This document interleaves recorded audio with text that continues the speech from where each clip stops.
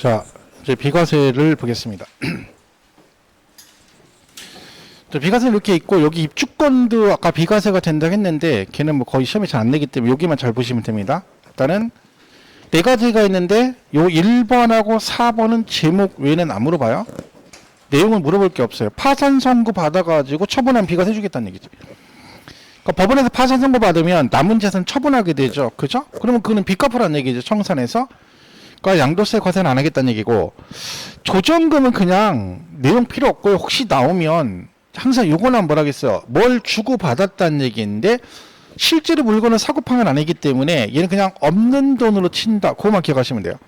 있지도 않은 돈인데 과세를 하면 안 되고, 있지도 않은 돈을 경비로 빼주면 안 되는 거죠. 그래서 우리 조정금은 취득가액에도 포함이 안 되고 과세도 안 한다. 뭐 그 정도 선에서 정리하시면 됩니다. 자, 그럼 문제는 요 1주택하고 농지 교환분합인데, 자, 첫 번째 농지 교환분합이 나오죠. 자, 농지 교환분합은 말 그대로 교환하거나 나누고 합한다는 뜻인데, 요건 비과세 줍니다. 그런데 제일 기본이 무조건 안 해준다. 조건이 있어요. 그 중에 기본 조건이 뭐야? 금액 조건이라 했죠. 그게 뭐라겠어요? 교환하는 쌍방 토지 가액의 차액이 뭐예요? 둘 중에 큰 토지 가격의 4분의 1 이하여야 한다 그랬죠. 4분의 1 이하. 그럼 얘가 1억이고 7,600이면 어떻게 됐어요? 2,400이면 얘는 비과세 받을 수 있다 없다? 있다. 왜? 둘 중 큰 토지가 이거고, 이거 얼마 이하라고요? 4분의 1 이하. 그러니까 2,500이잖아. 거기까지 되는 얘기죠. 그래서 4분의 1. 그럼 얘가 만약에 7,400이면 얘가 2,600이잖아요. 얘는 비과세 안 되는 거예요. 4분의 1 이하면 되고, 넘어가면 비과세 자체가 안 되는 거예요. 왜냐면 이거를 그냥 무조건 해주면 10억짜리 농지와 1억짜리 농지를 교환한다고 해놓고 둘 다 비과세 받아버리잖아. 그런 게 왜 있겠죠. 그래서 금액 조건을 걸은 거죠. 요렇게 해서. 그러니까 지문상으로 얘가 여기 19회 때인가 한번 나온 적 있거든요. 이거 하나만 가지고 단독으로. 그리고 20회 때 박스 처리에 단독으로 나온 이후로는 한 번도 단독으로 나온 적은 없어요. 그냥 지문 하나 정도. 그럼 지문 하나 나오면 제일 많이 나온 게 뭐야? 이거예요. 이거를 뭐 3분의 1 이하, 2분의 1 이하 이거밖에 안 나옵니다. 그죠? 제일 기본은 4분의 1 이하. 이게 제일 기본이에요. 자, 근데 여기 뭐가 있어요? 사유가 있어요. 사유. 그러니까 무조건 안 해주겠죠. 근데 그 교환 사유가 네 가지가 있는데 외울 건 없어요. 세 가지는 전부 다 국가나 그다음에 국가 등과 관련돼 있고 법에 따라 교환 분합하는 거예요. 그건 당연한 얘기죠. 근데 개인 간 거래도 되는 경우가 있다. 언제? 경작상. 경작상이 뭐예요? 농사짓기 불편하니까 서로 교환했다 이런 뜻입니다. 그죠? 이때 경작상은, 자 보세요. 경작상으로 이제 교환을 해줬어. 근데 문제가 뭐예요? 교환해서 비과세 받아놓고 농사를 안 지을 수도 있잖아. 그죠? 그래서 뭐가 있어? 의무적으로 뭘 해라? 네. 3년 이상은 작용을 해야 됩니다. 의무적으로 3년 작용을 해야 된다. 이 말은 경작상으로 비과세 받았는데 3년 경작을 못 해버리면 추징을 하겠다 이런 뜻입니다. 그죠? 이런 얘기지. 근데 여기 또 예외가 있어요. 왜? 아니 난 부득이하게 3년 작용을 못 할 수 있잖아요. 근데 무조건 너는 추징 그러면 안 되죠. 그래서 예외가 있어. 뭐? 첫 번째 뭐가 됐어요? 수용. 강제 수용된 거죠? 1년 만에 수용됐어. 이건 어쩔 수 없는 거잖아요. 그 다음에 두 번째는 뭐예요? 상속. 아버지가 1년 농사 지고 돌아가셨어. 어쩔 수 없죠. 그럼 그건 되는 게 아니라 남은 기간을 상속인이 작용을 해야 됩니다. 그러면 아버지가 1년 착용하고 자식이 남은 기간 2년 착용하면 뭐죠? 통산해준다. 이런 규정이 있는 거죠. 그래서 과거 시험에 이제 기출로 이렇게 가로치기 해가지고 이거 다 묶어가지고 3년 4분의 1 이하 이렇게 20회 한번 나온 적이 있어요. 그 뒤로는 이 부분은 언급하진 않아요. 그러니까 최소한 뭐는 기억하셔야 돼. 이거는 꼭 기억하셔야 돼. 4분의 1 이하. 그죠? 내용도 별로 없어요. 사실 농지교환 뭐라면. 그죠? 그래서 뭐 이렇게 돼 있습니다. 그래서 요거 큰 토지 가격의 얼마? 4분의 1 이하다. 그렇죠? 이렇게 보시면 되고. 여기 사유잖아요. 국가 등 법. 그리고 경작상 요거 하나 기억하시면 되고, 얘는 몇 년? 3년 작용. 그리고 예외가 있다. 이렇게 보시면 돼요. 농지교환분은 특별한 거 없어요. 그냥 쭉 보시면 되고 4분의 1 정도만 잘 보시면 되고요. 자, 그러면 이제 1세대 1주택인데, 근데 여러분 생각보다 비과세가 되게 중요하거든. 실무는 시험은 생각보다 많이 나오진 않아요. 실제 기출로 보면 비과세가 많이 나온 편은 아니에요. 그동안 전례를 봤을 때. 그죠? 희한하죠. 근데 왜 그러냐면 이게 내기가 애매하거든요. 특히 1주택 특례는 지문이 너무 길어가지고 내기가 좀 곤란하지. 그러니까 결국은 보유기간 특례가 제일 많이 나오긴 합니다만, 자, 일단 얘가 1세대가 1주택을 가지고 있으면 비과세인데, 자, 1세대로서 양도 현재 어디에? 우리나라의 1주택이에요. 우리나라의 1주택만 가지고 있으면 돼요. 외국에 있는 주택은 상관이 있다 없다? 없어요. 시험을 뭐라고 한 적이 있냐면 우리나라의 1주택, 외국의 1주택을 가지고 있대. 그죠? 그 상태에서 국내 주택을 먼저 양도하면 2주택으로 비과세 되지 않는다. OX. X예요. 우리나라 집이 하나 있고 미국에 집이 하나 있다는 얘기죠? 근데 여러분이 우리나라 집 하나를 팔아. 2주택? 아니고요. 1주택이죠. 그러니까 비과세는 뭐만 따지는 거야? 우리나라 1주택만 가지고 따지는 거지, 뭐 외국에 만취가 있든 비과세도 상관없다는 얘기예요. 그래서 우리나라 1주택인데 근데 누구는 안 돼? 고가주택은 안 됩니다. 그러니까 고가주택은 1주택에도 비과세가 안 된다는 얘기죠. 아까 뭐라고 했어요? 고가주택 실거래가 12억 초과. 그래서 아까 고가주택은 비과세 대상인데 세금을 내기 때문에 장특공제를 최대 얼마까지 해주는 거야? 80%까지. 아, 세금 내는 것도 열받는데 거기다 대고 많이 내라 그러면 안 되잖아. 그러니까 장특공제를 많이 해주는 거예요. 그래서 그게 고가주택에 해당이 되는 겁니다. 그리고 2년 이상 보유하셔야 되고 거주도 하셔야 돼. 어디? 조정 대상 지역은 뭐 돼야 된다? 거주도 하셔야 됩니다. 그럼 보유 기간은 뭘 가지고 보유 기간을 따질까요?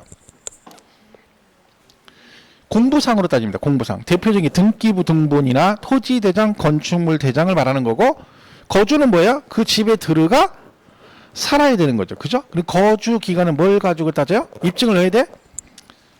등본, 주민등록등본상 전입일로부터 전출일입니다. 여러분 서울에서 집을 파시고 비과세 받으려면 2년 거주를 하셔야 되잖아. 그럼 무조건 전입신고 돼 있어야 돼요.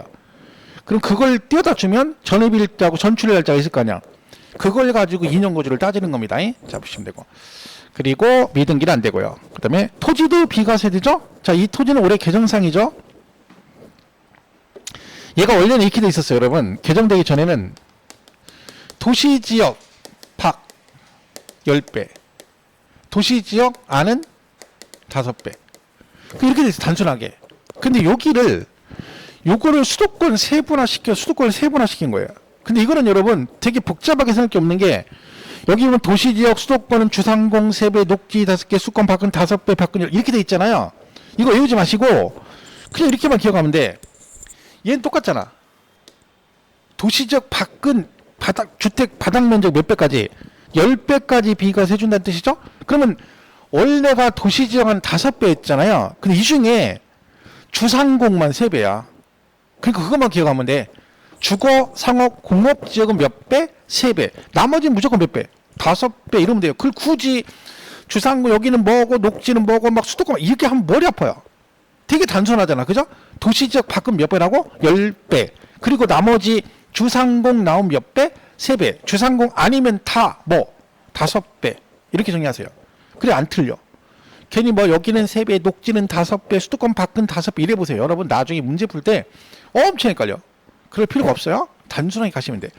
그러니까 이 수도권은 개발이 많이 돼서 땅이 없잖아요. 근데 바닥 면적이 5배까지를 굳이 비과세 안 해주겠다는 거. 땅이 없으니까 3배까지만 해주겠다는 거지. 근데 어디만? 주상공. 왜? 거기는 개발이 많이 돼서 땅이 부족하잖아요. 근데 녹지 지역은 개발이 덜 됐으니까 5배까지 해주겠다는 그런 취지거든. 근데 뭐 취지나마나 우리는 뭐 숫자 외우는 거니까 정리 어떻게 하라고요? 주상공 3배. 그러니까 도시적 밖은 10배고 나머지 주상공 3배, 주상공 아닌 애들은 다 몇 배? 5배. 그냥 이렇게 정리하는 게 제일 좋아요. 그죠? 괜히 이거 나누지 말고. 그러면 안 틀려요. 괜히 신경 쓰지 마시고요. 자, 어쨌든 개정이 됐으니까 알고는 계셔야 되겠죠? 보시고. 자, 거기 교재 130페이지 있는 겁니다. 맨 위에. 자, 그럼 이제 세대 구성을 먼저 하셔야 되죠? 1세대란 거주자야 됩니다. 그러니까 거주자만 세대 구성이 되는 거예요. 비거주자는 세대 구성이 안 된다는 얘기죠. 그럼 걔는 비과세를 못 받아요. 근데 거주자면 세대가 되는 게 아니라 and 누가 있어야 돼요? 배우자. 그러니까 배우자가 있어야 1세대라고 합니다. 우리 세법에서는. 그러니까 거주자만 안 되고 반드시 누가 있어야 돼? 배우자가 있어야 된다. 그리고 이들과 동일한 주소에서 생계를 같이 하는 가족의 구성원을 우리가 1세대를 합니다. 자, 그러면 여기서 배우자가 무조건 있어야 되느냐? 그러면 안 되죠. 그럼 배우자가 꼭 있어야 돼. 없으면 절대 1세대 구성이 안 돼. 그건 말이 안 되잖아요. 평생 혼자 사셔서 70 되셨는데 자연인으로 돌아가기 위해서 산으로 들어가 집을 팔았는데 집 50년 보유했어. 그때 비과세 안 된대. 왜? 배우자가 없으시대. 이분 마지막 꿈이 비과세 받는 게 꿈인데 그럼 그때 결혼해야 돼? 말이 안 되잖아요. 그렇죠? 그래서 예외가 있어요. 근데 여기서 중요한 건 주소가 같아야 돼요. 같이 주소가 돼 있어야 동일 세대원이에요. 그런데 거기 예외가 한 명 있어. 누구? 그 왼수 있죠. 왼수 누구? 배우자. 이 배우자는 같이 살건 따로 살건 뭐야? 항상 동일 세대원입니다. 그러니까 뭐 별거 하고 있어. 상관없어요. 법률상 이혼이 안 돼 있으면 뭐야? 같은 세대원으로 봅니다. 그러니까 같이 돼 있건 안 돼 있건. 그건 가끔 나와요. 한 줄로. 배우자는 뭐다? 각각 별도 세대를 구성하면 각각 1주택으로 본다. 그럼 틀립니다. 항상 뭐라고요? 동일 세대원. 자, 이혼하면 어떻게 된다? 이혼하면 당연히 각각입니다. 별도 세대죠. 이혼 남이니까. 근데 이혼했는데 어떻게 한다고? 같이 살고 있어. 그럼 동일 세대원입니다. 여기죠? 법률상 이혼했으나 생계를 같이 하는 등 사실상 이혼한 걸로 보기 어려운 경우를 뭐한다? 포함한다. 유전 이혼했다는 얘기지. 그런 건 인정 안 됩니다. 자, 이렇게 보시면 되고. 그 다음에 이제 거기 배우자가 없어도 되는 예외 규정이 4가지가 있습니다. 몇 살 이상이면 된다? 30세 이상이면 됩니다. 만으로 30 넘으시면 무조건 1세대 구성이 되는 거죠. 그죠? 그리고 배우자가 돌아가셨거나 뭐 이혼했어. 그럼 뭐요? 원래 배우자 있다가 없으신 거죠? 경력사원들이라겠죠? 마일리지 인정해주고요. 일정 소득 있으면 됩니다. 근데 이런 거 낸 적이 없어요. 외울 것도 없고 그냥 뭐 소득 어쩌거나 만나보다 하면 되고. 자, 미성년자는 원칙적 세대 구성이 되겠어 안 되겠어? 당연히 안 되죠. 되면 이상하잖아. 근데 거기 예외가 있다는 거지. 뭐? 결혼하거나 가족의 사망 등 불가피한 경우 그러하지 아니하다. 예외가 있다. 결혼하면 배우자가 있으니까 걔는 1세대 구성이 될 수도 있다는 얘기입니다. 근데 이제까지 이거를 단독으로 한 번도 없거든요. 설마 다음 중 배우자가 없어도 1세대로 보는 경우를 옳지 않은 걸 이렇게 나온 적은 없거든요. 사실 한 번도. 그죠? 끽해야 여기 이 기준 정도 하고 그 다음에 아까 말한 뭐 배우자는 뭐 별도 세대 구성하면 어쩌고 그 정도 나왔지 이걸 언급한 적 한 번도 없어요. 아직까지는. 그죠? 근데 뭐 몇 개 안 되죠? 30세 이상. 그러니까 만 30 넘으시면 결혼할 필요가 없다는 얘기야. 왜? 굳이 양도세 비과세 받기 위해서 결혼할 필요는 없어요. 30살 넘으면 그냥 뭐야? 무조건 대우해줘 대우. 그죠? 그러니까 그럴 필요가 없죠. 어떤 분이 그래요. 그러면 우리 아들이 28살인데 그럼 얘가 집을 지금 사줄 건데 이런 비과세 안 되네요? 지금은 안 되지. 근데 언제 따지 이거는 나이가 몇 살 언제 30이면 되는 거야? 팔 때지. 살 때 30이 넘어야 그런 게 어디 있어요? 그죠? 살 때 28이야. 그럼 팔 때는 어차피 2년 넘어야 될 거 아니야. 그럼 그때 30 넘겠지. 그럼 뭐야? 그때 가서 1, 2세대 결혼 안 해도 세대 구성이 되니까 뭐요? 요건 충족한 비과세 받을 수 있다. 그런 뜻입니다. 보시면 되고. 자, 그래서 여기는 특별하게 나올 만한 지문들은 별로 없어요. 그죠? 그래서 거기 교재 그냥 보시면 되고. 그 다음에 이제 1주택이 나옵니다. 여기서. 얘가 1세대 1주택이어야 돼요. 자, 얘는 양돌 현재. 자, 주택을 판단할 때는 항상 뭘로? 우리 세법은 사실상으로 간다 했죠? 사실상. 그러니까 공보상과 사실상이 틀린 뭘로 가? 사실상 현황에 따라 세금을 부과합니다. 이게 무슨 얘기냐면 건축물 대장에는 주택으로 되어 있는데 실제는 뭘로 쓰고 있어?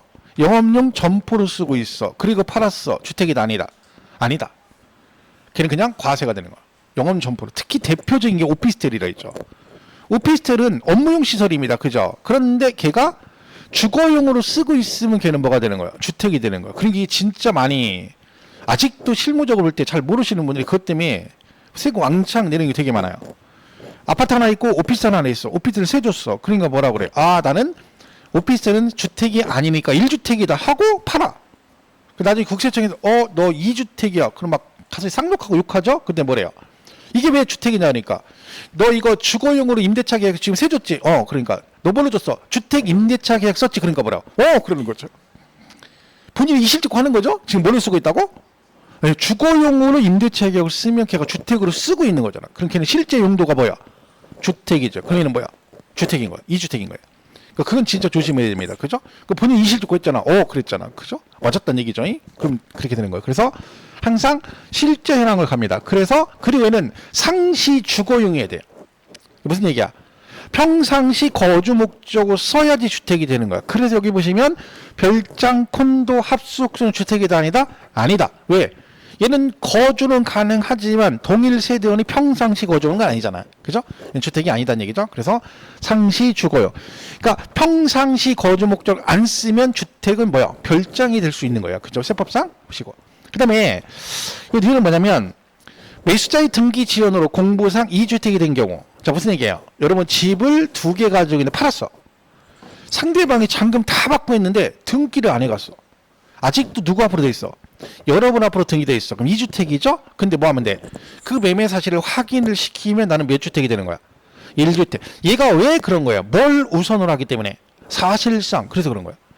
만약에 공부상으로 간다 그러면 뭐예요? 야, 네가 팔았든지 말든지 어쨌든 네 앞으로 돼 있잖아. 그럼 2주택이지? 이렇게 되겠지. 근데 그게 아니라 사실상 현황으로 가기 때문에 뭐다? 입증이 되면 1주택으로 본다. 그런 얘기고요. 뭐 이것은 뭐 다른 얘기죠. 공동명의는 우리 세법 무조건 공동명의 돼 있다. 원칙죠 뭐예요? 각각 1주택으로 보는 걸 원칙으로 합니다. 공동명의는 뭐다? 각각 1주택. 집이 하나인데 여러분 3명이 같이 가지고 있어? 그럼 어떻게 돼요? 각각 1주택 이렇게 되는 겁니다. 물론 여기 예외가 있긴 해요. 부동산 임대업의 경우는 공동명의일 때 뭐 지분이 가장 큰 자의 주택으로 본다. 그런 게 있긴 하지만 원칙적으로는 다 뭐다? 각각 1주택. 자, 리을하고 미음은 이거죠. 이렇게 집이 있는데 그죠? 이렇게 있는데 이렇게 돼 있다는 거지. 우리 주택 재산세 할 때도 배웠었죠? 토지와 건물의 소유자가 서로 달라. 주택인데. 그럼 이때 이걸 팔면 양도세에서 요 토지 소유자는 비과세 못 받습니다. 왜? 명의가 다르니까. 안 돼요. 근데 되는 경우도 있어. 뭐 얘네 둘이 뭐야? 동일 세대원이면. 그러니까 같은 세대원이면 전체를 1주택으로 봐주는데 같은 세대원이 아니면 누구는 토지는 인정이 안 된다 그 얘기입니다. 그래서 같은 세대원. 그러니까 이게 나오면 이제 동일 세대원이 아니냐가 중요하죠. 그러니까 리을은 지금 뭐 동일 세대원이 아닌 자가 각각 소유하면 대지 소유자는 1주택으로 보지 않고 근데 동일 세대원이 각각 가지고 있으면 전체를 뭘로 본다? 1주택으로 본다. 그죠? 그런 뜻입니다. 보시면 되고. 그 다음에 시읒은 자 1세대 1주택이에요. 2년 부여했어. 그럼 얘가 만약에 조정 대상 지역이 아니면 뭘 받아요? 비과세죠. 근데 잘 보세요. 여기까지 비과세야. 근데 그리고 뭐 있다고요? 멸실하고. 그러니까 엊그제까지는 주택이었는데 내가 어제 성질 나가지고 막걸리 먹고 성질 나서 발 뻥 차가 집이 무너져가지고 에이 무너진 뭐야 멸실된 게 해버렸어. 그리고 오늘 팔아. 오늘은 주택이 있어 없어? 없어. 오늘은 뭐야? 나대지. 이런 비과세 안 돼. 안 돼. 왜? 그럼 가서 뭐라 그래? 내가 엊그제까지 주택이었거든? 근데 지금 내가 부셔가지고 오늘은 그냥 나대지거든? 그러면 엊그제까지 주택에서 비과세죠? 아니죠. 양도세 항상 기준이 뭐야? 양도일 현재예요. 그럼 그래서 뭐라 그래? 그래서 엊그제까지 주택이었는데요. 지금은 주택이 뭐예요? 그냥 지금은 나대지지. 그렇게 또 뭐라고 자기가 고백한 거죠? 지금 뭐라고? 지금은 나대지지. 그럼 나대지예요. 끝이에요. 우리 세법이 진짜 깔끔한 과목이라 했잖아. 과거를 묻지 않아. 우린 과거를 묻지 않는다겠죠? 옛날에 너 남편이 뭐야? 와이프 너 정해 나 사귀 남자 몇 명 사귀었어? 나 만나기 여자 몇 명 사귀었어? 이런 거 물어봐 안 물어봐? 안 물어봐. 우린 깔끔한 과목이야. 과거를 묻지 않습니다. 그죠? 얼마나 좋은 과목이야. 그죠? 우리는 와이프하고 저도 서로 그런 거 안 물어봅니다. 옛날에 누구 몇 명 사귀었어? 근데 와이프가 얘기를 하지 자기가. 자 옛날 뭐 연애할 때 막 남자들이 막 줄을 섰다는 둥 참 말도 안 되는 소리가 앉아가지고 진짜 하루 이틀도 아니고 막 맨날 그런 얘기 쓸데없는 소리 하는 들은 척도 안 하죠 이제. 근데 들은 척도 안 하는데 기로는 흘러가지만 표정은 관리는 해야 됩니다. 이래야지 거기서 쌩까 버리면 골치 아파집니다. 계속 뭐가 이 두죠. 그러니까 그때는 뭐야? 그렇지 뭐. 그래 뭐 당신이 원래 뭐 인물이 있으니까 그렇겠지 막 이런 소리 해주는 거야. 막 멘트 살살 날려주는 거지. 쓸데없는 소리 하는 거죠. 쓸데없는 소리. 근데 그러다 해야 돼. 안 그러면 또 골치 아프니까. 왜 말이 길어지잖아. 그러면 그러니까 얼른 넘어가야 되니까. 그렇죠? 그 와이프하고 대화할 때는 제일 좋은 게 뭐냐면요. 말을 하지 마야 돼요. 대신 말 대꾸 한 번씩 해주면 돼. 그게 제일 좋아. 어떻게 하면 돼? 와이프가 나 진짜 요새 몸이 좀 안 좋은 것 같아. 그러면 가만히 있으면 안 돼. 몸이 안 좋은 것 같아. 그럼 맞아 말아. 몸이 안 좋은 것 같다고? 어디가 안 좋아? 어디 안 좋다고? 나 오늘 저기 스트레스 받았어. 스트레스 받았어? 나 배고파. 배고파? 그냥 그것만 해주면 돼. 계속. 딴 얘기하지 말고 말할 때만 끝마디만 같이 한 번씩 해주는 거야. 그냥. 그러면 그게 성공이야. 거기다가 뭐 줄줄이 얘기할 필요 없어. 그냥 제일 좋은 거야. 아 짜증나. 그러고 왜 짜증나? 그냥 말한 거야. 계속 그걸 해주면 돼. 그 뒤에. 그러면 이제 평안해지는 거야. 근데 계속 얘기하는 쌩까. 그럼 골치 아파지는 거야. 그죠? 그것만 잘하면 돼요. 아 사는 게 너무 힘들어요. 그죠? 그냥 사는 것도 힘들어 죽겠는데 그죠? 와이프 저기 봐야 되고. 그죠? 자 시옷은 그거고요. 자 이응 두 개의 주택을 같은 날에 팔았대. 무슨 얘기예요? 여러분 집이 두 개인데 속세를 떠나기로 했다 했죠? 자연인이 되기로 했어. 그래서 집을 두 개를 팔았더니 중개업자가 자기도 자연인이 꿈이래. 그래가지고 내 대신 꿈을 이루시라고 빨리 가시라고 오늘 막 열심히 오늘 두 개를 다 팔아줬네. 전화 왔어. 오늘 두 개 다 팔렸다고. 자 문제는 뭐예요? A주택과 B주택인데 두 개를 동시에 다 팔았어. 문제는 뭐예요? 순서가 중요합니다. 왜? 이 양도하는 순서에 따라 세금이 달라지거든. 자 그러면 두 개 중에 먼저 파는 주택이고 나중에 파는 주택이 있겠죠. 자 어느 걸 1세대 1주택으로 봐줍니까? 먼저 파는 주택이 1주택이에요? 나중에 파는 게 1주택이에요? 뭐 이거 복잡할 게 없어요. 아니 집이 두 개인데 이 두 개 중에 얘 먼저 팔았어. 그럼 뭐야? 2주택. 마지막에 남는 게 1주택이지. 그죠? 그 얘기예요. 그러니까 이 순서가 중요하다는 거지. 그걸 누가 정한다? 그 얘기야.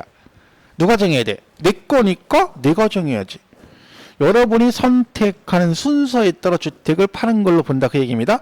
여러분이 침을 튀기든 고무실을 던지든 해가지고 순서 정해주면 그 순서대로 파는 걸로 보겠다.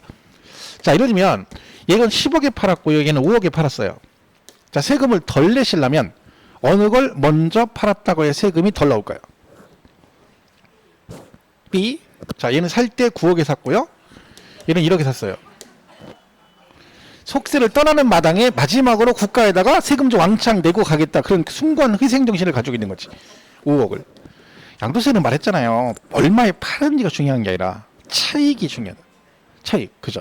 그러니까 양도 차익이 많이 나오는 걸 나중에 팔았다고 해야지. 그렇게 비과세를 생각하고 차익이 적은 걸 먼저 팔았다고 세금을 내시면 돼. 이것만 하면 되게 간단해요. 근데 원래 이게 최근에 5월 10일 이전에는요. 순서가 큰 의미는 없었어. 왜? 어차피 남은 것도 비과세 받으려면 또 다시 2년 지나고 그래야 됐잖아. 근데 이번에 어떻게 됐어요? 얘가 만약에 얘도 3년, 얘도 3년을 보유한 거야. 얘 팔았어. 오늘 팔았어? 먼저 파는 걸 봤죠? 그럼 얘는 1주택이 됐잖아. 팔았으니까. 그럼 얘는 뭐야? 기존의 보유기간, 거주기간을 인정해주죠? 그럼 뭘 받아? 바로 팔아도 뭘 받을 수 있어?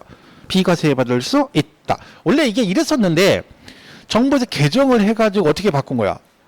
다주택자가 최종 1주택이 되면 마지막 1주택이 된 날로부터 다시 보유 거주 요건을 충족해야 된다. 이렇게 개정을 했던 걸 이번에 이제 정부에서 어떻게 하면 5월 10일부터 해서 소급해서 그냥 기존의 뭣도 보유 거주 기간도 인정을 해주겠다. 원위치 한 거예요. 옛날처럼 똑같이 원위치 한 거죠. 그래서 지금은 뭐 다주택자도 팔고 마지막 1주택 되면 뭐다? 기존 보유 기간 충족되면 바로 팔아도 뭘 받을 수 있다. 비과세 받을 수 있다. 뭐 그런 얘기입니다. 그거는 이제 올해 추가된 내용이고요. 그 다음에 아까 또 10번은 공보상 주택인 1주택을 거주용이 아닌 영업용 건물로 사용하다가 양도했대. 그럼 뭐다? 1세대 1주택이 아니다. 왜? 뭐가 우선이다? 이게 우선이기 때문에. 이거는 가끔 잘 나오는 지문이에요. 그죠? 실제 용도에 따라간다. 자, 이건 뭐냐면 분할인데 집이 이럴 수 있죠. 이렇게 주택이 있는데 이렇게 돼 있어. 그죠? 그럼 여기 주택 부속 토지 같이 비과세가 되잖아요. 근데 분할했어. 이렇게. 이쪽 건물 없죠. 그녀는 뭘로 본다는 거야? 나대지. 그녀는 과세가 된다. 그 얘기예요. 그런데 분채, 사랑채, 시골감 집이 두 개 있어. 이렇게 분할했어요. 그럼 어떻게 돼? 양쪽 다 건물이 있죠? 그럼 얘는 각각 주택으로 봅니다. 그럼 2주택이라고 생각하면 되는 거야. 그죠? 자, 그럼 여기서 둘 중에 먼저 파는 거와 나중에 파는 것 중 어느 걸 1주택으로 본다겠어요? 나중에 파는 걸 1주택으로 본다겠죠? 근데 법조문은 뭐라고 돼 있게요? 주택하고 주택으로 분할하면 먼저 양도하는 주택은 1세대 1주택으로 보지 아니한다. 맞는 말이잖아. 나중에 파는 게 1주택이니까 먼저 파는 주택은 1주택으로 보지 아니한다. 참 같은 얘기인데 약간 뭔가 느낌이 그렇죠? 법은 원래 그래요. 쉽게 이해할 수 있는 것도 가능하면 약간 느낌 다르게 비비 꽈가지고 얘기를 하는 특징이 있죠. 그죠? 뭘 적용하지 않는다 그럼 좋은데 배제한다 뭐 이런 얘기를 쓰고 막 그러죠. 배제한다 돌아버리죠. 그죠? 다 그런 얘기예요. 그죠? 그래서 이게 그 얘기입니다. 주택하고 주택으로 하면 먼저 양도하는 주택이 과세가 되죠. 왜?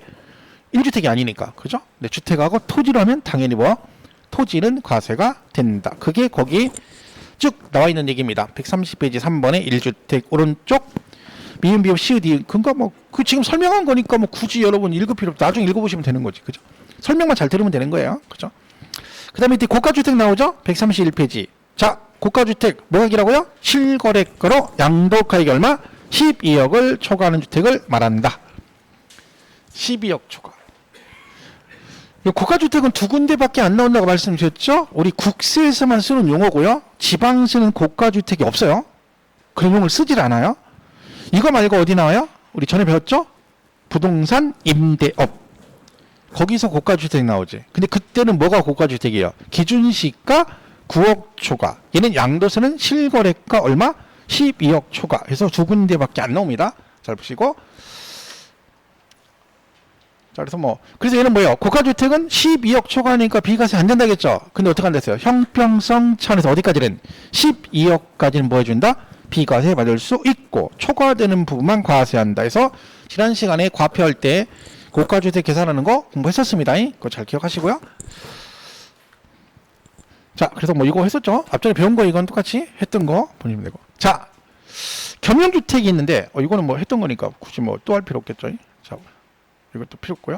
자, 이 겸용주택이 올해 개정상이에요. 131페이지 그 표 있죠? 자, 이거는 이제 만약에 나오게 되면 원래 얘가 지문으로 잘 나왔었거든요? 지문 한 줄로? 근데 그때 이제 뭘 기억하셔야 돼? 요거. 자, 겸용주택이 뭐예요? 일부는 주택, 일부는 상가로 되어 있는 걸 말합니다. 그죠? 근데 얘가 기준이 어떻게 되세요? 주택 부분이 주택 이외보다 크면 뭘로 봐? 전체를 뭘로 봐요? 주택으로 봐요. 그러니까 주거 부분이 크면 전체 주택, 작거나 같으면 따로따로 봅니다. 이게 원래 규정이에요. 근데 올해 뭐가 개정된 거야? 고가주택이야. 그러니까 겸용주택인데 팔았는데 12억이 초과됐어. 그러면 뭐야? 그때는 무조건 각각입니다. 근데 내가 주거분이 크더라도 12억이 초과되면 주택 부분만 뭘 본다? 주택으로 본다. 그 얘기지. 이거 우리 추가된 내용이에요. 그러니까 만약에 얘 나오면 조심해야 돼요. 겸용주택 나오면 뭘 기억하셔야 돼? 고가주택은 뭐다? 금액, 면적 상관없이 뭘로 봐? 따로따로 본다. 그럼 12억 이하로 팔면 주거 부분이 크면 전체를 뭘로 본다? 주택으로 본다. 그럼 비과세 받을 수 있다는 뜻입니다. 그래서 요 얘기는 올해 개정상이니까 꼭 기억을 해주셔야 됩니다. 사실은 이 계산 문제가 26회 때인가 나왔었거든요. 겸용주택 계산 문제가. 근데 얘는 계산이라고 하기보다는 산수거든요. 나오면 산수예요. 그죠? 그래서 간단하게 설명하면 이런 얘기해 보세요. 집 이렇게 있어. 주택, 상가, 뭐 도시지역이라 치고요. 이렇게 되는데 얘가 만약에 뭐 주택이 뭐 60이고 얘가 40이다. 부속 토지가 500이다. 이렇게 돼 있어요. 예를 들면. 자, 주택이 40이 주택이 60, 상가가 40이에요. 그럼 얘는 뭘로 봐요? 주택이 크니까 전체를 주택으로 보죠. 그럼 이때 이렇게 시험을 뭘 했냐면 이런 식으로 주어지고 뭐 비과세되는 면적을 구하시오, 과세 이런 걸 내거든요. 그러면 자, 그러면 건물 부분은 이렇게 되면 뭘로 보는 거야? 전체 다 뭘로 봐? 100을 뭘로 봐? 주택으로 보지. 그죠? 전체 주택으로 뭘 받아? 비과세. 얘기죠. 자, 토지는 이렇게 돼있어요. 얘가 만약에 녹지지역, 예를 볼게요. 주거지역에 있다 치면, 예를 들면 주거지역에. 그러면 토지는 500이잖아. 그러면 아까 뭐라 했어? 무제한 아니죠? 주거지역은 아까 뭐라 했죠? 주상공은 3배까지. 그러면 주택 정착 면적의 3배니까 얼마? 주택 정착면적이 얼마예요? 60이 아니라 100으로 봐야지. 왜? 전체 주택으로 본다고 했잖아. 그럼 이거의 3배니까 얼마? 300. 그럼 500이 아니라 300까지만 비과세고 초과되는 200은 나대지로 과세가 되는 거야. 이런 식으로 계산하는 거예요. 그죠? 별거 없어요. 그냥 주거 부분이 크면 전체 주택 해서 이렇게 따지는 거지. 사실 이게 이제 시험에는 뭐라고 나왔냐면 이런 식으로 그냥 비과세되는 면적을 이렇게 구해라고 나왔는데 원래는요. 이 거꾸로 내는 거 되게 어려워요. 반대로 40에 60이다. 그럼 따로따로 보잖아. 그럼 어디가 문제가 돼? 토지가 문제가 되는 거야. 안분을 해야 되니까. 시험은 근데 거기까지는 안 나왔었어요. 그 기출로는 그냥 이렇게 해서 비과세 면적. 그럼 얘가 토지는 뭐야? 300은 뭐고? 비과세고 200은 뭐야? 과세고. 이런 식으로 이제 해가지고 옳은 걸 고르시오. 이런 식으로 문제가 나온 적이 있습니다. 근데 이게 좀 어려우면 이제 거꾸로 문제가 뭐냐면 반대로 낼 수가 있어요. 자, 보세요. 이 한 개만 볼게요. 얘가 이걸 좀 해서 야 이제 뭐 그냥 도시적 밖이라고 해서 아니 도시적 하니까 5배라고 쳐봐요. 그럼 얘가 600이다 만약에 이렇게 돼 있어요. 아 500 똑같이. 자 그러면 이렇게 돼 있어. 여기가 40이고 거꾸로 얘가 60이야. 그럼 어떻게 돼요? 따로따로 보죠. 그럼 건물은 어떻게 돼요? 건물은 주택과 뭐로 나요? 상가 해서 주택이 40, 상가 60. 얘는 비과세, 얘는 과세 이렇게 되는 거지. 그죠? 자, 그럼 토지가 문제예요. 토지. 자, 토지는요. 이 500은 건물 전체의 부속 토지잖아요. 근데 건물이 지금 일부는 주택, 일부는 상가로 나눠져 있잖아. 우리 그거 기억나세요? 안분 기억나세요? 안분. 부속 토지는 항상 뭘 가지고? 면적 비율에 따라 안분하죠. 그러면 이 500을 주택의 부속 토지와 상가 부속 토지로 나누는 거지. 그죠? 전체가 500이잖아요? 500. 해놓고, 여기도 어떻게 돼? 토지가 500인데, 전체가 100인데 건물이 주택이 얼마야? 40. 별거 아니죠? 얘는 전체 100 중에 60이 상가. 이렇게 되는 거죠. 이런 식으로 나눕니다. 4, 5, 20, 5, 6, 30, 300. 그럼 얘는 뭐야? 무조건 과세죠. 왜? 상가 부속 토지니까. 그쵸? 근데 얘는 200이죠. 그럼 얘는 뭐예요? 주택 부속 토지로 뭐가 되는 거? 비과세 이렇게 되는 거예요.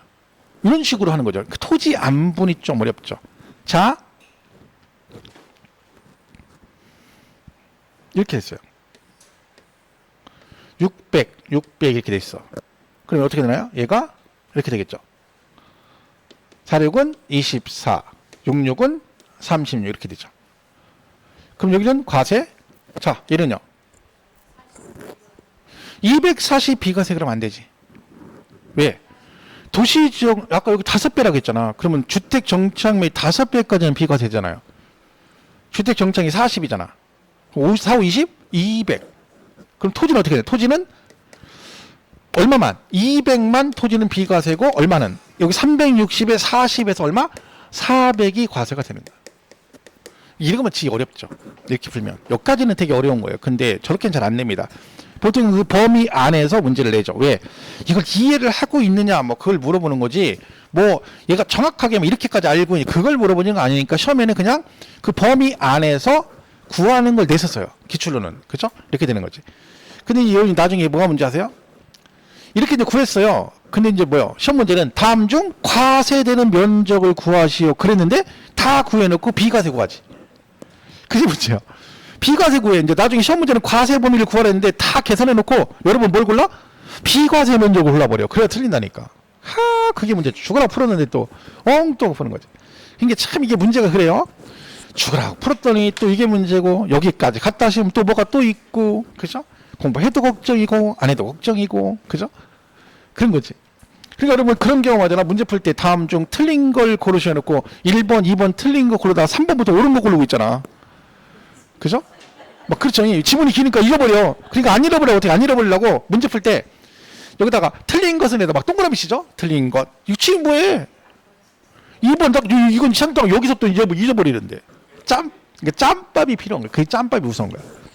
경험을 쌓으면 저런 거 안 해도 되거든. 제가 이제 고수업 잘 치시는 분들은요. 흔들잖아. 그럼 어떻게 돼? 못 치는 사람 어떻게 해? 흔들면. 화투장 뒤집어 놓죠. 한 장 뒤집어 놔. 왜? 흔들었다고. 점수 나면 얘 왜 뒤집은지를 몰라요. 흥분해가지고 점수 나는 걸 흥분해 뒤집은지 몰라. 그거 계산 다 하고 나서 나 흔드는 이래요. 그럼 다음번에 또 흔들면 어떻게 해? 열받죠? 그러니까 다리 걷죠. 다리 걷어. 바지를 한쪽 걷어. 나 흔들었다고. 점수 났어. 왜 걷은지를 몰라. 또 그래. 또 나왔어. 그럼 뭐야? 이제는 흔들어. 다리 흔들면서 나 흔들었다. 점수 났어. 이거 왜 흔들어? 몰라. 의미 없어. 짬밥 쌓이면 우리는 딱 치다 버려요. 딱 치면 벌써 치면서 딱 한 번 돌면 내가 몇 점 나. 그럼 쟤는 광부하게 피하게 몇 점이니까 벌써 계산이 서 있어. 그래서 공할지 쓰을지 벌써 정해놓고 있는 거야. 표를 정해놓고. 그죠? 그런 게 얄짤이 없지. 근데 초보자는 안 그래요. 우리 집에 가면 저희 처갓집 가면 거기서 가끔 치거든요. 아버님이 좋아하셔가지고. 근데 밑에 동서가 후수를 잘 못 쳐요. 걔는 막 장난 아니야. 막 점수 나면 뭐 어떻게 되는지도 몰라. 근데 이게 선모들이 무섭다고 점수를 걔가 잘 잘라. 제일 못 치는 놈이 맨날 점수는 나. 왜 수덕으로 막 죽이는 거야. 우리는 머리 겁나 굴리죠. 막 서로 막 얘 뭐 냈으니까 이놈이 뭐 들고 있고 막 이런 머리 쓰는데 얘는 머리를 안 써. 그냥 나오는 족자 먹어버려. 그런 애들이 무서운 거야. 걔들로 그치 막 한 방에 죽죠. 근데 그거 똑같은 거예요. 공부도 자꾸 해야지 이게 숙달이 되면 그 다음부터 연습 안 해도 되거든요. 근데 그게 이제 많이 안 되니까 아직은 풀다가 자꾸 이제 이상한 걸 푸는 거지. 그럼 뭐 앞으로 4개월 동안 그것만 연습하시면 되는 거예요. 그죠? 이렇게 돼 있다. 뭐 그런 얘기입니다. 나중에 뒤에 문제집 들어가면 9, 10월에 7, 8회 문제집이 있어요. 그게 그럼 풀 거예요. 그거를. 그때 정리 한번 더 할게요. 그리고 다가구는 뭐 하나의 매매인수 환경마다 전체를 하나의 주택으로 봅니다. 그러니까 양도세는 다가구가 방이 여러 개잖아요. 그죠? 이걸 팔면 이걸 받는다고요? 가구별로 양도하지 않고 하나의 매매 단위로 양도하면 뭘 나온다? 전체를 하나의 주택으로 본다. 근데 이거는 당연한 거 아니에요? 원룸 하나 가지고 있는데 각각을 주택으로 본다 그러면 세금으로 주라는 얘기잖아요. 그죠? 전체를 1주택 봅니다. 여기는 그게 없어요. 근데 일단 131페이지 2번에 겸용주택 나왔죠? 근데 여기서 진짜 기본은 뭐라고요? 계산이 중요한 게 아니라 주택 부분이 주택 이해보다 크면 전체 주택. 그럼 5대5면 따로따로 봐요. 근데 여러분 이게 나중에 재산세 겸용주택 기준이 있거든요. 재산세는 한 구의 건물이 주거용이 100분의 50 이상이면 전체 주택 그래요. 그럼 재산세는 겸용주택인데 5대5까지 전체를 주택으로 보는데 양도세는 커야 돼요. 이상이 아니라 뭐 주거 부분이 클 때만 전체 주택으로 본다. 거기다 뭘 기억하시라고? 고가주택은 면적과 관계없이 뭐한다? 주택 부분만 주택으로 본다. 그 양거를 이번에 그거를 잘 기억하셔야 돼요. 제가 볼 때는 만약에 나오면 뭐 계산 문제 안 나오면 지문상으로 뭐 고가주택의 경우 겸용주택은 뭐 고가주택인데 주거 부분이 크면 전체 주택 이렇게 될 수도 있지. 그럼 틀린 거죠. 고가주택 부분만 잘 기억하시면 돼요. 그죠? 자, 넘어가서 132페이지 거기 허위계약서 작성 비과세 감면 배제라고 돼 있죠. 자, 이 부분은 시험에서 내질 않아요. 그러니까 내질 않는 게 아니라 얘가 언제 나왔었냐면 2011년도에 한 번 나오고 한 번도 나온 적이 없긴 한데 제가 말했죠. 실무적으로 되게 이게 그런 거예요. 그래서 제가 PPT는 아예 안 써놨는데 이게 뭐냐면 이런 거예요. 자, 이런 됐고 자 보세요. 만약에 여러분이 이렇게 둘이 매매를 했어요. 그죠? 근데 얘가 비과세인 거야. 그러니까 여러분이 집을 팔았는데 비과세 대상이에요. 그러니까 을이 뭐라고 그래요? 여러분한테 어차피 비과세 받으시니까 다운계약서나 업계약서를 써달라고 할 수 있죠. 그죠? 그럼 여러분 어차피 비과세야? 써주면 돼? 안 돼? 안 돼요. 써줘도 돼요. 근데 쓰면 문제가 발생해요. 어떤 문제가 발생해요? 자, 얘가 원래 실거래가가 4억인데 계약서를 얼마에 썼어? 4억 5천에 써줬어. 5천만 원을 업에 써주신 거죠? 자, 근데 걸렸어 이게. 그럼 여러분은 뭐 했어? 비과세였잖아요. 근데 걸리면 비과세를 못 받아요. 그게 문제야. 그러니까 여러분이 걸리면 여러분들 세금을 내야 돼. 절대 해주면 안 되는 거지. 왜? 난 비과세인데 저거 써주고 세금을 내야 되잖아. 어떻게 되느냐? 얘 걸렸죠? 그러면 여러분이 비과세면 비과세는 양도세 계산합니까? 안 합니까? 안 해요. 왜? 할 필요가 뭐 있어 비과세인데. 어차피 과세가 안 되니까. 근데 걸리면 양도세 계산을 해요. 왜냐면 여러분들 차익이 있을 거 아니야. 그랬더니 양도세가 원래 1억이었어. 근데 뭘 받은 거야? 비과세를 받았던 거야. 그럼 요 1억 하고 요 차익 있죠? 얼마야? 5천. 이 둘 중에 비교해서 작은 금액 얼마? 5천을 얘가 비과세 받을 금액에서 차감을 해요. 그러면 1억을 비과세 받았는데 여기서 5천을 빼버린다는 얘기죠.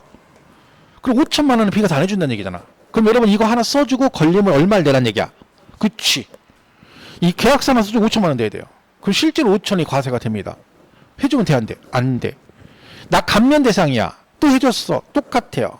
감면 받아도 똑같은 방식으로 감면 받을 금액에서 차감을 해버려. 이건 해주면 안 되는 거야. 이게 오래돼서 개정된 지가 2011년 7월 1일부터 시행을 한 거거든요. 근데 그때 법이 개정됐어요. 2011년도에. 그리고 그 해 시험에 나왔어요. 한 번 딱. 이건 그럼 뭘 내요? 낼 때. 이랬을 때 얘가 비과세 받을 금액에서 뺄 금액, 차감할 금액은 얼마니? 이렇게 물어보는 거야. 그럼 뭐 기억하면 돼? 숫자 나올 거 아니야, 얼마라고. 그럼 작은 금액 쓰면 돼. 그냥 작은 금액 찍으면 되는 거야. 계산할 것도 없어, 이거는. 왜? 그걸 물어보는 거니까. 근데 이거는 뭐 계산이 문제가 아니라 뭘 해주면 안 된다고요. 다운이나 업을 써주시면 안 된다는 거야. 이건 절대로 하면 안 돼요. 벌써 10년도 넘었어요, 이 개정 적용된 지가. 근데 지금은 이런 거 안 하겠죠. 중개업자도 이런 걸 얘기는 안 하겠지, 그죠? 근데 만약에 또 모르고 해줬다 걸리면 골치 아픈 거예요, 그죠? 세금 몇천 몇억을 낼 수도 있기 때문에 절대 해주면 안 된다. 그래서 그냥 그 얘기만 참고로 기억을 하시면 됩니다. 자, 그 다음 밑에 2년 이상 보유 거주가 나오죠? 자, 거기 교재 수정했죠, 지난번에? 132페이지 2번 2년 이상 보유하고 그 가로에 있는 거 싹 지우면 돼요. 그죠? 지금 이게 지금 교재가 2년 이상 가로가 이렇게 있는 거거든. 싹 지웠잖아. 그럼 뭐만 남기면 돼? 그냥 2년 이상 보유. 그것만 남기면 돼. 그게 아까 그거잖아. 다주택자가 모든 주택을 처분하고 마지막 1주택이 되면 최종 1주택이 된 날로부터 뭘 따진다? 보유기간을 계산한다. 그거 써놓은 거잖아요. 그거 아까 말했잖아요. 개정됐다고. 그죠? 그걸 지우시면 돼요. 그러니까 2번은 2년 이상 보유. 그만 딱 남겨놓으면 돼. 나머지 싹 지우고 가로. 다 지웠죠? 자, 1번 원칙 2년 이상 보유. 단 조정 지역은 뭘 하라고요? 2년 이상 거주 요건도 충족을 해야 됩니다. 제가 볼 때 얘가 시험에 만약에 나오잖아요. 그럼 이 보유기간 특례가 유력합니다. 왜냐면 얘가 내기 딱 좋거든, 문제 내기가. 그래서 이 보유기간 특례를 잘 정리하셔야 돼요. 2년 보유 안 해도 한 걸로 봐주겠다 해서 이런 게 있어요. 자, 첫 번째 뭐야? 건설 임대주택. 자, 이거를 그냥 따로 보면 이런 거죠. 한 번 더 설명하면 갑이 그러니까 건설 임대주택이 뭐냐면요. 임대아파트 같은 거 얘기하는 거예요. 임대아파트. 임대사업자가 아파트를 쳐서 임대를 하잖아요. 그럼 여러분이 세를 들어갔어. 그래서 여기서 5년을 살았어. 5년을. 그러면요. 임대사업자는요. 5년 이상 의무 임대 기간이 끝나면 분양 전환할 수 있거든요. 지금은 뭐 10년 공공임대 길긴 하지만 이 과거 규정이죠. 그래서 임대사업자가 분양을 했어요. 이 사람은 그래도 능력이 돼가지고 분양을 받아서 본인 앞으로 등기를 하고 그리고 1년 후에 얘를 뭐 했다? 팔았다. 이런 얘기입니다. 그럼 얘가 이제 팔았어요. 그럼 얘는 이 주택의 보유 기간이 몇 년일까요? 보유 기간. 1년 있죠, 1년. 내 것만 보유할 수, 남의 건 내가 보유할 수 없다고 했잖아요. 여긴 임대사업자 거잖아. 등기처에서 여기부터니까 보유 1년밖에 안 했지. 그럼 비과세가 안 되는 거지. 그런데 얘는 뭘 하면 된다? 요 임차일로부터 요 양도일까지 여기서 뭘 했으면 5년 이상을 뭐 했으면 살았으면 그런 얘기죠. 거주. 그죠? 그러면 보유 기간에 관계없이 뭘 해주겠다? 비과세 해주겠다. 그 얘기입니다. 그 첫 번째 특례가 건설 임대주택은 뭐만 하면 된다? 5년 이상 거주만 하시면 뭐와 관계없이 보유기간 관계없이 비과세. 이게 첫 번째 얘기고요. 자, 그 다음에는 뭐 있어요? 자, 그 집에서 자 무조건 1년 이상만 살았으면 그죠? 내가 거기서 1년만 살았으면 보유 2년 관계없이 비과세. 자, 첫 번째가 취약상 형편 그래요. 무슨 얘기야? 학교를 애가 타 지역으로 진학을 했는데 너무 멀어가지고 뭘 할 수 없어? 통학할 수가 없어. 그런 얘기죠. 이사 가라는 얘기죠. 근데 애들은 안 됩니다. 유초중 안 되고. 누구부터 돼? 고등학생부터 됩니다. 유초중 애들은 엄마 품에서 교육을 잘 받으라는 얘기죠. 엊그제 인터넷 보니까 초등학생이 강제 전학을 갔는데 강제 전학 가가지고 선생하고 저기한테 칼 들고 초등학생이 나 저기 건들면 애들 막 거기 가서도 이제 애들 막 협박하고 칼 들고 선생한테 협박하고 그랬더니 초등학생이 저쪽 학교에서도 그게 문제가 돼가지고 이쪽으로 강제 전학이 된 거야. 근데 와가지고 애가 초등학생한테 칼 들고 막 애들 협박하고 뒤에 막 저기 하고 나라 참 망좀이다 진짜. 이 초등학생 놈의 새끼가 강제 전학 됐는데 와가지고 또 그랬더니 칼 들고 선생 막 하고 막 이 다 죽여버린다고 하고 막 진짜.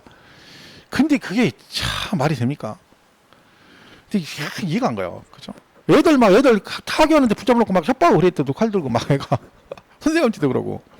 그러니 그런 애들을 어떻게 학교에서 어떻게 할 수가 없잖아요. 그런 그죠? 근데 그 걔들도 어떻게 보호한다는 게 참 웃긴 거죠. 이러지도 뭐 저러지도 못하고. 애들 촉법 아시죠? 촉법 소년들이니까 걔들은 법을 저촉을 안 받잖아. 그럼 요즘 애들 그거 이용해가지고 그런 데다가 경찰한테도 나도 걸리면 나 촉법인데 이런 데잖아. 그러니까 한동훈이가 지금 뭐라는겨 그 나이를 낮추겠다. 촉법 그 나이를 뭐 14살로 낮추겠다. 그 얘기가 그거예요. 요즘 애들은 등치 커서 중학생들도 못 해봐요. 좀 뭐하면 이상한 그죠? 난리 지금 요즘에 그죠? 살벌한 세상이죠. 어떻게 초등학생이 감히 그러잖아. 인터넷에 뭐라 그래. 옛날처럼 좁혀야 된다 애들을. 선생님들이 권한을 주고 우리 때처럼 저희 때 진짜 많이 맞았죠. 저희 고등학교 때 막 이런 데 선생님이 싸대기 때리면 여기서부터 때리면 저 벽지까지 막 계속 때렸어. 일로 와 이 새끼야 때리면 막 마지막에 피하면 끝까지 선생님 따라와. 저 벽에 딱 기대. 그럼 거기서 이제 맞는 거야 막 계속. 여기서 때리면 저까지 가. 그래도 찍소리 못했어요. 그죠? 이거 호크 안 잠갔다고 교복 입을 때 이거 안 잠갔다고 일로 와. 너 누가 이거 안 잠갔어 또 맞고 선배들 두드려 맞고 맨날 그랬는데 그래서 한 번 집에 가서 잃으면 안 되지. 잃으면 또 맞아 엄마한테. 왜 맞았냐? 뭐 이거 잘못했. 일로 와. 누가 거기 잘못하라 했어. 또 맞아. 얘기 안 해. 왜? 가면 또 맞으니까. 요즘엔 근데 막 때리면 엄마가 따라와서 선생님 목살 잡고 이러니까 개판이죠. 그죠? 살벌한 세상이에요. 그럼 교육을 잘 시켜야 돼. 얘는 안 돼. 누구부터 돼? 고등학생. 질병 치료는 뭐예요? 식구 중에 한 명이 편찮아서 요양을 해야 되는데 1년 이상 장기간 요양을 해야 돼. 간호로 해야 된다는 거죠. 이사 가라는 얘기죠. 그리고 직장 발령 났어요. 근무상형편 그렇죠? 여러분 서울 살다가 거제도로 발령 나면 아무리 KTX 타도 여기서 출퇴근 못하죠. 이사 가야 되죠. 근데 뭐는 안 돼요. 사업상형편 안 돼요. 개인 사업차 가는 건 안 됩니다. 그리고 아까 지금 말한 학교폭력이에요. 이것 때문에 전학을 가야 된다. 그죠? 근데 집을 뭐 했어? 2년 보유 못했어. 근데 그 집에서 뭐 했으면? 1년을 살았으면. 이 시험을 어떻게 내겠어요? 뻔하잖아. 여기를 고치겠지. 이거를 보유. 그럼 틀려요. 그죠? 그리고 이사를 어디로 가야 돼? 타시군. 동일시군 그러면 안 돼요. 은평구에서 은평구로 갔대. 이걸 해주는 취지가 뭐예요? 너무 멀다는 얘기잖아. 근데 은평구에서 은평구로 가고 나 너무 오래서 출퇴근 못해. 말이 안 되는 거지. 타시군으로 가야 됩니다. 이거는 기출로도 여러 번 나왔는데 이걸 이용해가지고 이제 뭐 얘가 대전에 사는데 대전서 어디로 뭐 때문에 이사를 가는데 보유 1년에 거주를 6개월 했대.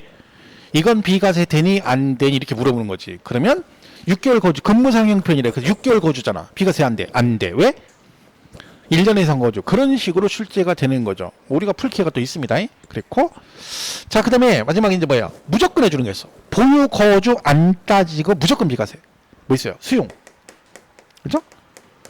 수용은 뭐예요? 강제 수용된 거죠. 내 의지가 아니야. 강제 수용됐어. 1년 만에 강제 수용됐어. 비과세 해줘야죠. 이런 거라겠잖아요. 이렇게 해서 집 이렇게 있는데 집 산지 1개월 1년밖에 안 됐는데 여기에 도로가 난다고요. 이렇게 수용이 된대. 라인이 거졌어. 비과세 해줘야지. 그런데 이 짜투리가 문제죠. 이 짜투리는 수용 안 해갑니다. 대신에 얘를 어떻게 하면 돼요?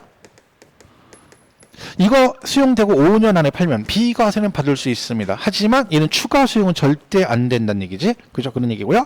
그 다음에 또 뭐 있어요? 외국으로 뭘 가요? 이민가. 그죠?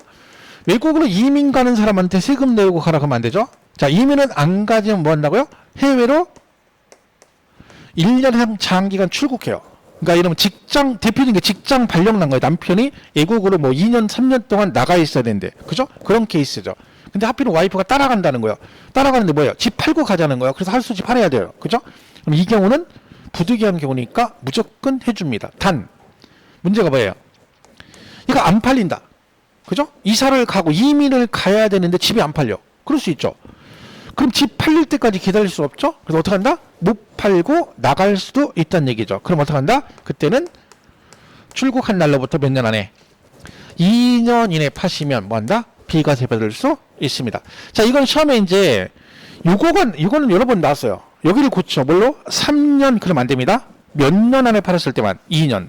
3년 안 되고 요거 잘 기억하시면 돼요. 요게 이제 보유 거주에 관한 얘기들입니다. 그래서 거기 교재 이제 132페이지 보시면 맨 밑에 동그라미 2번에 보유기간 특례에서 건설 임대주택 니은번에 1년 이상 거주 그랬죠?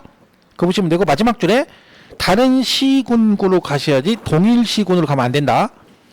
오른쪽 디귿 보유 및 거주 기간 무관 그랬죠? 해외 이주 근무상 해서 둘 다 못 팔고 나가면 출국일로부터 몇 년 안에 2년 이내 파셔야 되고요. 자, 수용도 비과세인데 가로 안에 뭐라고 돼 있어요? 사업인정 고시 전 취득한 주택의 현황 그랬죠. 이게 무슨 얘기냐면 공법 배우면 사업인정 고시가 됐다는 얘기는 뭐야?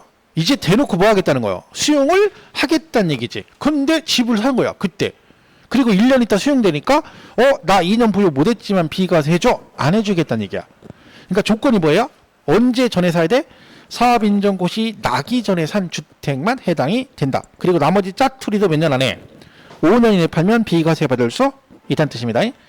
자, 1번에 거주 기한의 제한을 받지 않는 경우 그랬죠? 이거는 그거예요. 여러분 조정 대상 지역 2년 거주를 해야 되잖아요. 근데 그 2년 거주 시점이 양도할 당시의 조정 대상 지역이 아니라 원래 양도세는요 다 양도 당시를 기준으로 판단하거든요. 얘는 안 그래요. 얘는 취득할 당시에 조정 대상 지역이면 무조건 2년 거주를 해야 되는 거야. 지금 서울이 조정 대상 지역이잖아요. 오늘 집을 샀어. 2년 후에 팔아. 근데 서울이 조정 대상지 해제가 됐어. 2년 거주 해야 돼, 안 해야 돼? 해야 돼요. 무슨 말인지 이해가시죠? 왜? 취득할 당시 뭐면 조정 대상 지역이면 양도 당시 조정이든 아니든 관계없이 뭘 해야 된다? 2년 거주를 해야 됩니다. 그러니까 양도 당시가 아니라 뭐 취득 당시를 그럼 만약에 내가 지금이 조정이 아닌 지역에 집을 샀어요. 그죠? 근데 나중에 팔 때 조정 대상 지역이 지정됐어. 2년 거주 해야 돼, 안 해요? 안 해도 돼요. 그 얘기야. 그러니까 얘는 뭐냐면 내일부터 조정 대상 지역이 지정된대요. 근데 오늘 그 전에 오늘 계약을 하고 뭐 했어? 계약금을 지급했어. 이런 얘기야. 취득한 건 아니죠. 근데 그러면 얘는 뭘 안 해도 나중에 2년 거주를 안 해도 된다 그 뜻입니다. 그러니까 그 조건이 그거예요. 그래서 옛날에 몇 년 전에 갑자기 막 정부에서 느닷없이 막 전국에 막 많은 지역을 조정 대상 지역 지정을 막 했어요. 그러니까 뉴스에 뭐가 나왔어? 막 사람들이 막 가가지고 한다고. 막 계약금 막 지급한다. 그 얘기가 그 얘기야. 왜? 이것 때문에 그런 거야. 계약금을 줘야지 뭐를 해? 2년 거주를 안 하는 거야. 그 전제 조건이 리을본입니다. 거주 기한의 제한을 받지 않는 경우 거주자가 조정 대상 지역 공고가 있은 날 이전에 매매 계약을 체결하고 계약금을 지급한 사실이 확인되면 그때는 뭐다? 2년 거주를 안 해도 된다. 그죠? 그 얘기입니다. 이렇게 보시면 되죠. 자, 그리고 3번에 보유기간 계산 나오죠? 여기까지 하고 씻겠습니다. 자, 그러니까 보유기간 특례 이렇게 돼 있어요. 건설 임대주택은 뭐만 된다고요? 임차일로부터 양도일까지 뭐 5년 이상 거주하시면 되고 얘는 보유 거주 관계없다겠죠? 얘네 둘은 근데 못 팔면 언제까지 파시라고? 2년 이내 팔면 되고 자 얘네들은 뭐만 하면 된다고요? 그 집에서 1년 이상 거주만 하면 되고 이사를 어디로 가야 돼요? 타시군으로 가셔야 된다. 그죠? 이렇게 보시면 돼요. 자 이게 보유관 계산인데 자 일반적인 경우는 취득일로부터 양도일까지 간다겠죠? 근데 2번 3번은 뭐냐면 이게 이거거든요. 이게 자 여기다 놓고 볼게요. 이거라 했죠? 집이 이렇게 돼 있어. 이 집을 1년을 보유하셨어. 그리고 그랬죠? 제가 이거 예 들었었죠? 제가 집을 1년을 보유했는데 대낮에 막걸리 먹고 집에 들어가다가 다리가 풀려가지고 머리로 벼른박을 받았더니 이 집이 무너진 거야. 그죠? 그래서 새로 지었어요. 이걸 뭐 했다고 한다 했어? 제가 벼른박을 머리를 받아가지고 부시고 새로 지은 걸 뭐라고 한다 했어? 재축, 개축 그러지 말라겠죠? 재축, 개축 그런 거 아니라고. 제가 말했죠? 개축, 재축은 확실히 의미를 알고 이해하셔야 돼요. 뭐 굳이 얘기하자면 개축을 한 거겠지. 재축은 아니고 재축은 천재지변이고 개축은 철거예요. 제가 포크레인 대신 머리를 이용해서 철거한 거지. 돈이 없어가지고 그죠? 그럼 개축한 거지. 우리는 그런 거 모른다 했잖아. 그래서 뭐야? 우리는 뭐라고 한다 했어요? 재건축이라고요. 세법은 재건축 맞잖아. 새로 지은 거잖아. 자 근데 얘가 재건축을 했는데 재건축이 두 가지가 있다는 거예요 여러분. 하나는 소실등 이게 뭐야? 불이 나거나 노화되거나 무너져가지고 새로 짓는 거고 또 하나는 여러분 아는 재건축은 정비법상 아파트 재건축 있죠. 정비구역 지정해서 재건축 두 가지 케이스가 있는 거야. 자 근데 차이가 뭐냐? 자 1년 되고 공사 1년 하고 다시 완공되고 1년 있다 팔았어요. 그럼 이때 보유기간이 몇 년이야 그건데 여기는 2년이야. 얘는 3년이에요. 그러니까 어떤 차이가 있는 거야? 네. 공사기간이 보유기간이 포함이 되느냐 안 되느냐 그 차이가 있는 거야. 그러니까 불이 나거나 노후화돼서 재건축을 하게 되면 공사기간은 포함하지 않고요. 근데 정비법은 애초에 건축 허가를 받을 때 재건축 허가 받을 때 공사기간도 넣어가지고 허가를 받잖아요. 그리고 여러분 재건축 같은 거 정비법상 재건축 건설회사가 하는데 걔들은 그 건축 기간을 넘기질 않습니다. 절대로. 왜? 넘기면 자기들이 손해인데 땡기면 땡겼지 우리나라 사람들이 늘리는 건 없어요. 그러니까 걔는 인정을 해주는 거야. 근데 이거는 개인이 하는 거는 만약 이거 포함시켜 줘봐. 골치 아프지. 와가지고 뭐 나는 2년 했는데 3년 돼가지고 막 보유기간 늘려가지고 막 비과세 받으려고 할 거 아니야. 인정 안 해주는 거야. 그래서 결론은 이 차이예요. 근데 시험은 만약에 나오면 얘가 더 많이 나와요. 요거보다는 뭐 소실 무너짐이 이거 나와. 그럼 뭘 기억하시면 돼? 멸실된 주택과 재건축한 주택의 기간을 통산하는데 뭐는 안 들어간다? 공사기간은 포함하지 않는다. 요거 하나 기억하시면 되고요. 그 다음에 또 하나는 뭐가 있냐면 그 교재 그러니까 지금 133페이지 3번 보유기간 계산하고 동그라미 4번은 뭐 있어요? 이건 잘 나오진 않는데 비거주자가 해당 주택을 3년 이상 계속 보유하고 그 주택에서 거주한 상태로 거주자로 전환된 경우 해당 주택에 대한 거주 및 보유기간을 뭐한다? 통산한다. 그러니까 비거주자가 뭘로 됐다고요? 거주자로 전환됐어. 그러면 나중에 그 집을 팔게 되면 어떻게 한다고? 그 비거주자이었을 때 보유 거주 기간도 뭐 해주겠다? 통산을 해주겠다. 그런 얘기인데 많이 나오는 얘기는 아닙니다. 그리고 자 5번 이거예요. 지금 여기 있는 거. 자 아버지가 이 주택을 10년 보유하시고 돌아가셨어요. 그래가지고 아들한테 뭐 했어? 상속을 해줬어요. 이 아들 상속 받아가지고 얘가 이걸 1년 후에 팔았어요. 1년 후에 양도했어요. 자, 아버지가 10년 부유한 주택을 아들이 상속받아서 1년 후에 팔았대요. 자, 아들은 이 주택의 보유 기간은 몇 년인가요? 에? 1년이죠? 1년. 아까 상속 무조건 상속 기실이랬죠. 1년. 근데 이 아들이 아버지 돌아가시기 전에 2년 전에 합가를 했어요. 아버지랑 같이 살고 있다가 아버지가 돌아가시면서 얘가 상속을 받았어요.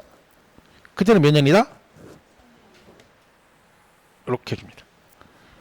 그러니까 전체를 합산해 준 게 아니라 이게 피상속인이죠, 아버지? 피상속인 얘가 상속인이죠. 그러니까 얘가 만약에 이렇게 합가를 하게 되면 얘가 이걸 팔게 되면 피상속인과 상속인이 동일 세대로 거주한 기간 몇 년, 2년 요만큼은 통산을 해주겠다. 전체가 아니라. 근데 조건이 상속 개시 당시 즉 아버지 돌아가실 당시 얘가 아버지랑 동일 세대원이어야 돼요. 자 2년 전에 합가를 했는데 아버지 돌아가시기 한 달 전에 세대 분리를 했어 아들이. 그리고 한 달 있다 아버지가 돌아가시고 얘가 상속을 받았어? 그럼 통산 안 해줍니다. 왜? 돌아가실 당시 동일 세대원이 아니잖아. 무슨 이해가시죠? 그러면 이렇게 되면 이거를 통산해서 그러면 3년이 되니까 이걸 그대로 팔아서 뭘 받을 수 있다는 얘기야. 비과세 받을 수 있다. 그런 뜻입니다. 그래서 거기 5번에 이거죠. 이거 보세요. 상속받은 주택으로서 상속인과 피상속인이 상속 개시 당시 뭐래요? 동일 세대인 경우는 상속 개시 전 상속인과 피상속인이 뭐한 기간? 동일 세대로 거주하고 보유한 기간만큼만 보여주겠다. 통산을 해주겠다. 그런 뜻입니다. 그래서 실무적으로 이렇게 되면 이렇게 팔아도 비과세 받을 수가 있는 거죠. 그렇죠? 이렇게 해서 정리하시면 되겠습니다. 자, 여기까지 하고요. 잠깐 쉬었다가 1주택 정리하고 나머지 마무리 정리하겠습니다.